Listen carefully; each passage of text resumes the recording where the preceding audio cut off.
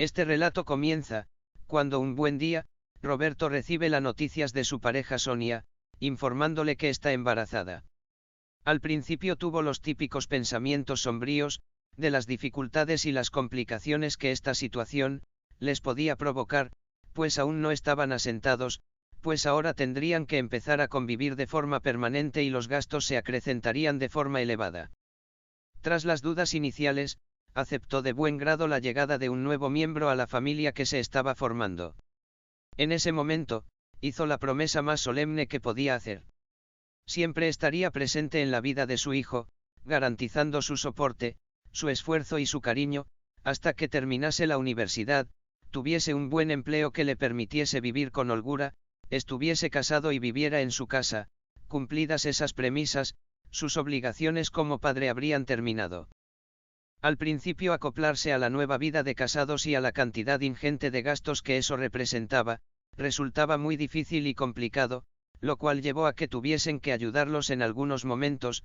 Tras un largo año de duro trabajo y búsqueda de otra situación que mejorara la economía, por fin la empresa subió el salario literalmente al doble y además, tras conseguir el traslado a otra ubicación, donde se pagaba bastante más que en una oficina de 8 a 3, la economía empezó a cambiar de forma positiva.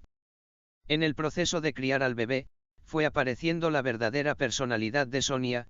Cuando quería algo, sus propuestas siempre venían preparadas de tal forma que le llevaran a lo que ella realmente quería, pero como si lo hubiese decidido él, de esa forma nunca pedía nada.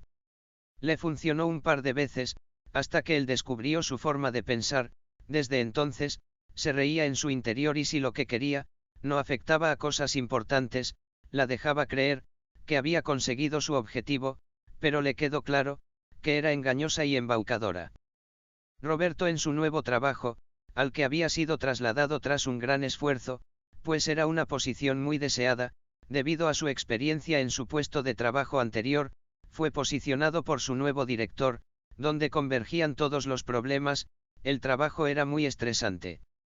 Por un tiempo con los nuevos compañeros, al salir del trabajo, solían tomar un refresco o una bebida más fuerte, hasta que en 1 o 2 horas todos marchaban a casa.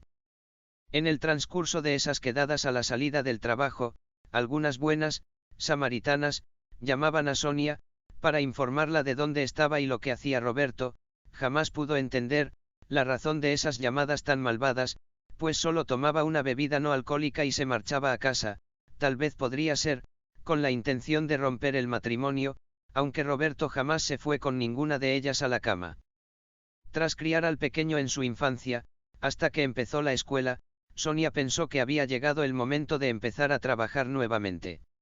A Roberto le pareció una buena idea, pues estaría ocupada y mejoraría aún más su economía, aunque realmente no era imprescindible.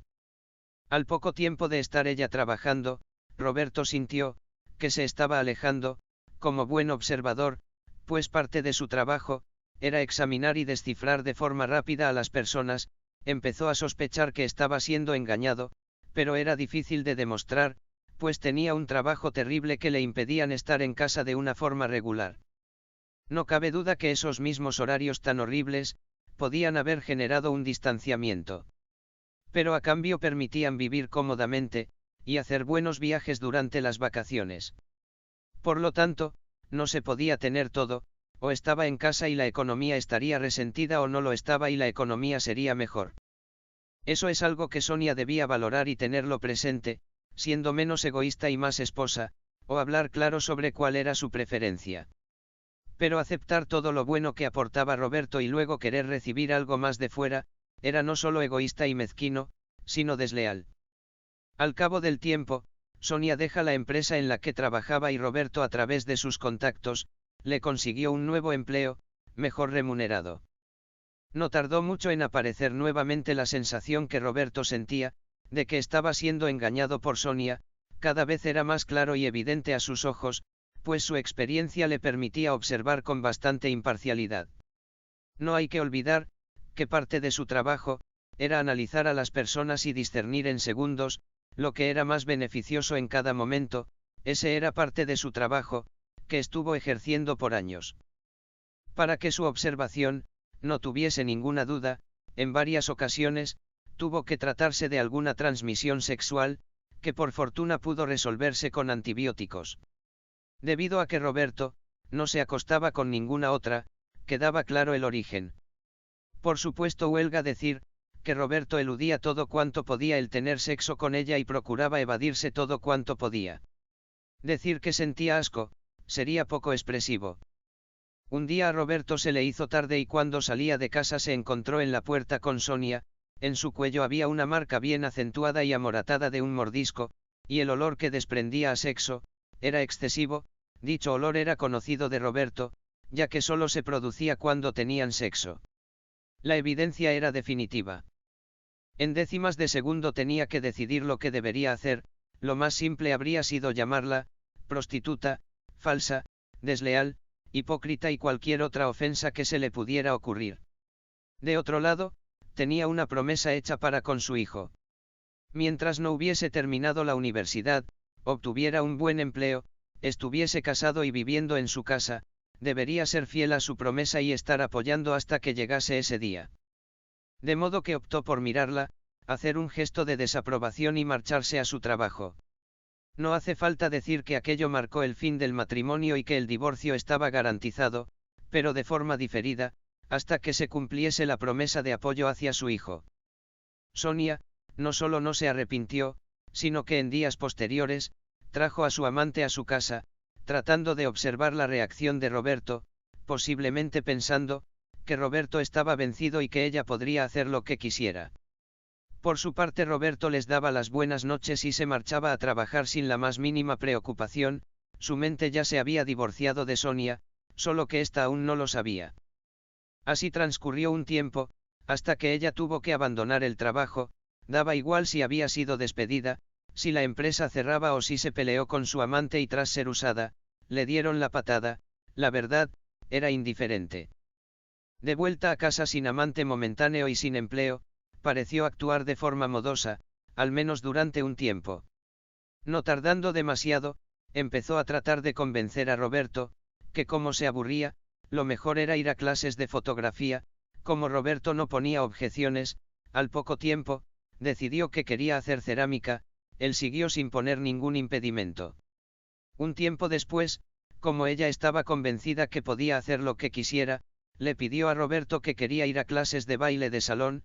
Tampoco le puso ninguna objeción.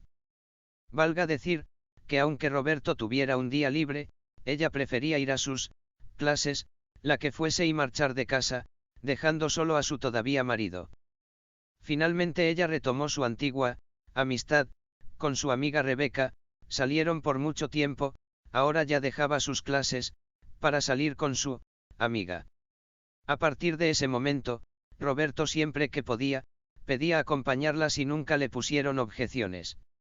Él se divertía, viendo cómo las estropeaba el plan, llevando, acompañando y regresando con Sonia a casa. Esto duró meses, hasta que llegó la Navidad y Roberto le dijo a Sonia: ¿por qué no invitas a tu amiga Rebeca a pasar la Navidad con nosotros? Pues él tenía trabajo programado para esas fiestas. El objetivo de Roberto estaba claro: las pillaría haciendo cositas. Lo que pasó, pero seguiría haciendo el simplón, no dándose por aludido. Tras pasar aquellas fiestas, Roberto organizó un viaje, pero se disculpó por no poder acompañarles. Mientras viajaban, recogió todas sus cosas y se marchó a su nueva casa, presentando el divorcio, puesto que la promesa dada para con su hijo había sido cumplida. Baste decir, que cuando regresó y vio la situación real, su única obsesión no era preguntar la razón del divorcio, o de cómo se podía haber sentido Roberto durante aquellos años tan terribles. Su única preocupación era el reparto del dinero y de los bienes. Lo cual confirmó nuevamente a Roberto, que siempre lo había utilizado como proveedor y aporte de seguridad, pero que nunca lo había amado. Para ello solo tuvo que quedarse embarazada.